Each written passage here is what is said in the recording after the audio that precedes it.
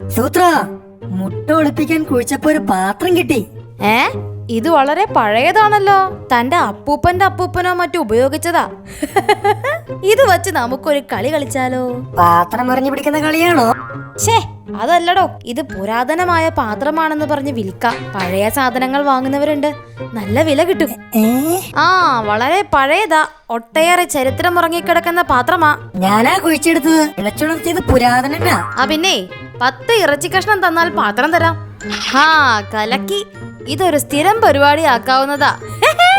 ഇനിയും പോയി കുഴിക്കണോ? താൻ വേണ്ട, അതിന് തൊഴിലാളികളെ കണ്ടുപിടിക്കാം. നമ്മള് മേൽനോട്ടം മാത്രം മതി. ഇറച്ചി തിന്നാത്തവര് മതി, അല്ലെങ്കിൽ വിറ്റ് കിട്ടുന്നത് പങ്കുവെക്കേണ്ടി വരും. കുഴിക്കണം. കുഴിച്ച് എന്ത് സാധനം കിട്ടിയാലും കൊണ്ടുവരണം.